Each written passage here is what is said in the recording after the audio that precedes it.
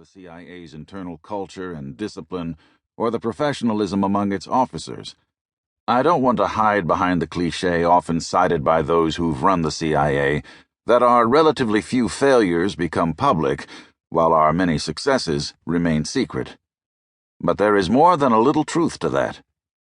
In over 30 years, I never saw or participated in a rogue operation, something the CIA executed on its own without explicit approval from the White House.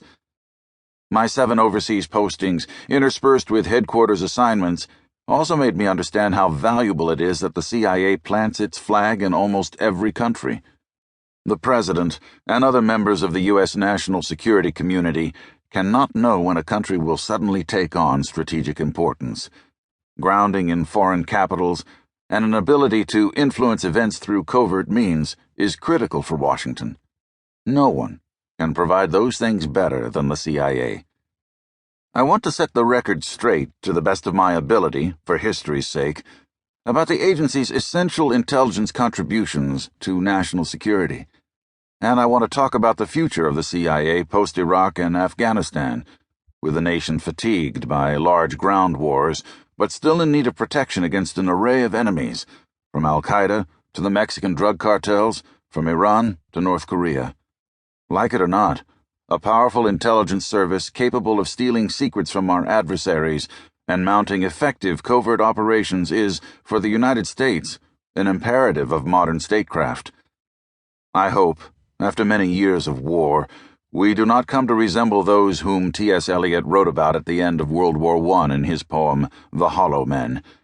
In it, he describes leaders as shape without form, shade without color, paralyzed force, gesture without motion. I saw few such people in the CIA. The model truck on my windowsill speaks to my ability and the efficacy of covert action. It is true that the CIA's biggest mistakes involved covert action, but it is also true that these mistakes, without exception, also involved operations carried out at the behest of presidents pursuing flawed policies.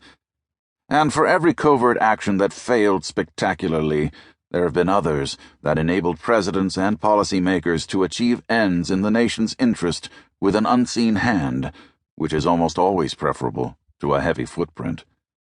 Through hard experience, including running all CIA operations in the mid-1990s, I understand the difference between good covert action that is effective and representative of the best of American values, and bad covert action that is poorly conceived and destined to fail.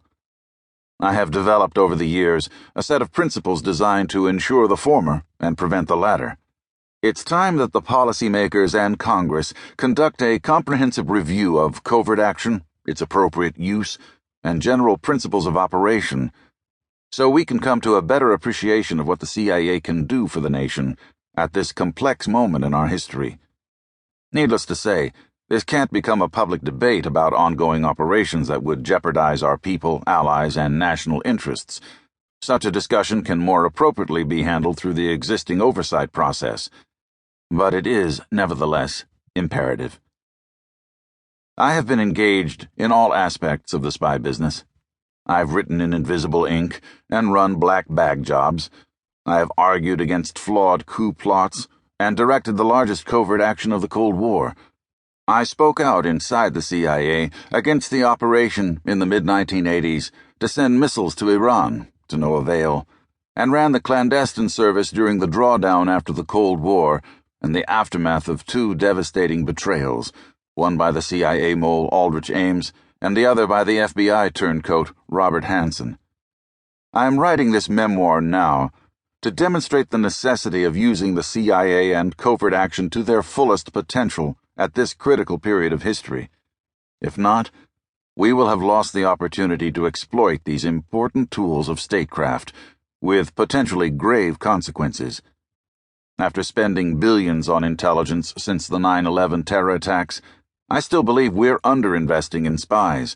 Instead, we have been militarizing intelligence in a way that ultimately will detract from our ability to engage in espionage and conduct covert action. I'm not an apologist for the CIA, and I have publicly criticized certain of its practices. Thomas Polgar, the legendary CIA